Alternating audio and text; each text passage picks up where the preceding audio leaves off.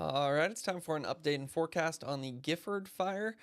We're just going to be looking at where is this fire, where is it expected to grow in the future, but we'll start off with just some of the basic details. It's up to 84,000 acres, which does make it the largest California wildfire of the season so far.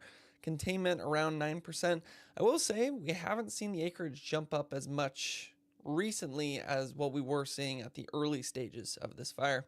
Now, there are still some evacuation orders and warnings in place, though, so always stay updated with your local resources when it comes to that kind of information. But the question you might have first is, where is the Gifford fire? We got Monterey Bay up here, Los Angeles down here, and then if we zoom in to the east of San Luis Obispo, it's about 15 miles northeast of Santa Maria. And just based on this map, you can see where some of the more recent heat activity has been, where you see those red to even yellow dots. If we want the most recent view, though, we could actually look at the satellite imagery, although I will say it's a bit hard to tell what's going on here. Once again, we have those clouds moving in over the fire, although if you look closely, you can see some of the smoke still coming off it. So from that view, it looks like it is still active today. That wouldn't be a big surprise because it is still pretty hot and dry out there. The better view for recent activity is going to be this perimeter right here. So yellow and orange is going to be where there were heat detections more than 24 hours ago. Red is going to be where a lot of our growth and heat was on this fire over the last 24 hours. So the first thing I always do is, where are we not seeing that much heat? On the western side of this fire, that's actually one spot where we've gained some of the containment.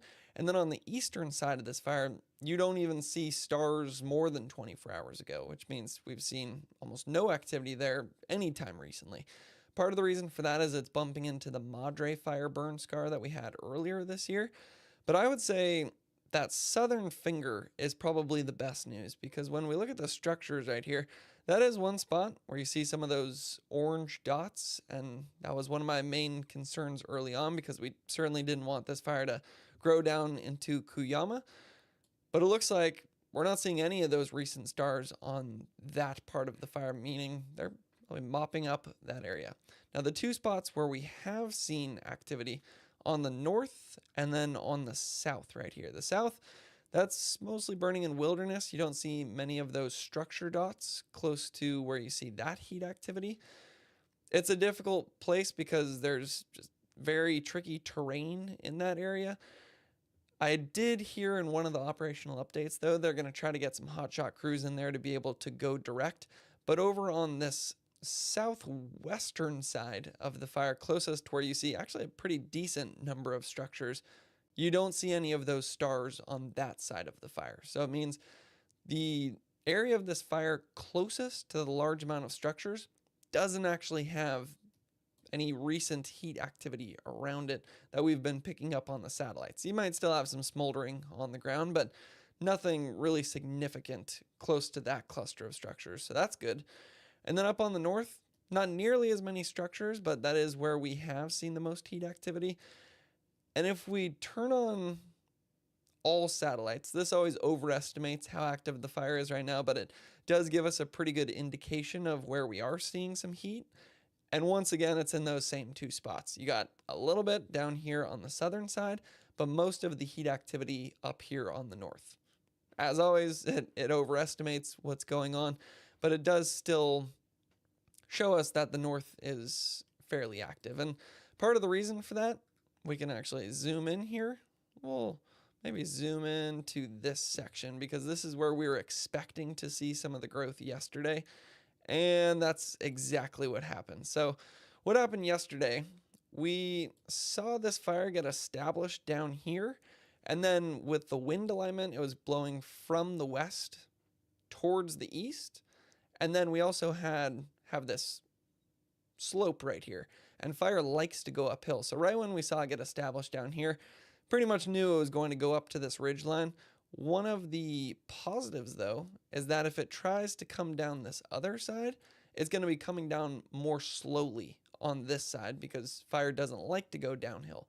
Reason for that is because it preheats the fuels above the fire as it goes uphill. And this is one of the spots where they are just blasting it with retardant all day long. I heard in the operational update that it only takes them 5 minutes to go from where they're refueling some of these tankers to the fire. So they've just been all over this northern side, especially when you look at some of this terrain. Imagine it's hard to get crews in there to really hit it direct. So that's one of the best tools that we have, and that's live right now. They are hitting that with retardant. Then if we come to this southern side of the fire, this is where you can also see very tricky terrain in here. This is one example where it's established down in what looks like a canyon, and then throughout the day today, this fire is most likely going to be rushing up these very steep slopes right here. Imagine being a crew and trying to fight a fire in terrain that looks like that. So not a big surprise that we do still have some activity on the south, which is what we were just looking at. And then the one where we were looking at the tanker, that's going to be up here on the north. So fire by no means out. It still looks quite active, but it's at least not active in the areas closest to the large amount of structures. And they certainly still have a fair bit of work to do when it comes to kind of fully getting this thing contained and mopped up. So one other thing that is going to determine what happens on this fire over the next few days is what happens in the weather forecast. So let's just get our exact latitude and longitude, make sure we're getting a point forecast for it, pop it into here. That's going to bring us right. If you zoom in, you can see California 166. If we come to our map of the fire perimeter, there's California 166. So this is going to be a pretty accurate weather forecast for what we're going to see on this fire. And the color shows the relative humidity, so that brown color means it's pretty dry right now. And then those little wind streams, that shows the direction the wind is blowing. So it looks like it's kind of a westerly, southwesterly wind right now, which also makes sense why we're seeing some activity up here. That's where the fire would be trying to push, or the winds would be trying to push that fire up some of those slopes we're looking at. When it comes to the weather forecast, main things we look at are temperature, wind, and humidity. We know it's very steep terrain, so that's checking the box in terms of high fire danger. We know the fuels are very dry, both grass and chaparral. And then with the weather forecast, that's where there's a lot more variation from day to day. So today, hot. It's hotter than it has been recently. It says 92. For tomorrow, it says 92 once again. And then it looks like Friday and Saturday, it is saying it's going to be cooling down into the 80s, but it's still high 80s, so it's still going to be quite hot out there. Winds, we're not seeing much change, kind of that westerly, southwesterly direction each afternoon. The winds pick up to around 20 miles per hour. Not seeing much change there. And then when it comes to the relative humidity, that's where I find it actually most helpful just to click in here. You can see how it changes. Let's look at tomorrow afternoon, for example, showing about 20%.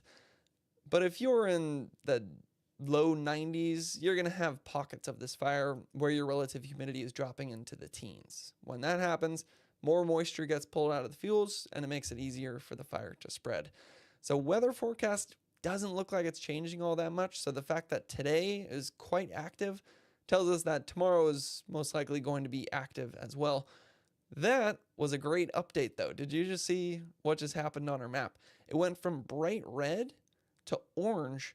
So that shows that maybe all that retardant that they're dropping on the fire that we're looking at right here, you look at these planes zooming in as we speak, that shows that there's actually less heat right now than when we started this video. Those satellites update about every 15 minutes. So I would say this is the best the fire has looked since I've been following this fire. I think this is the third forecast or something like that. So that's all very encouraging information. With that being said, when you look at the weather forecast, it does still say that it's going to be very warm out there tomorrow. It's going to be very dry out there. 100-hour fuel moisture around 8%. That's about as dry as you're ever going, or that's dry enough to have extreme fire behavior.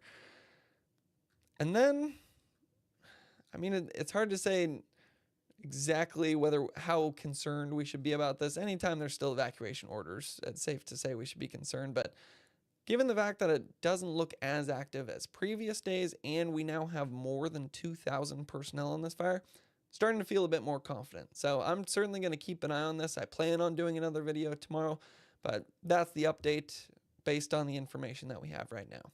Hopefully this video was helpful, and thanks for watching.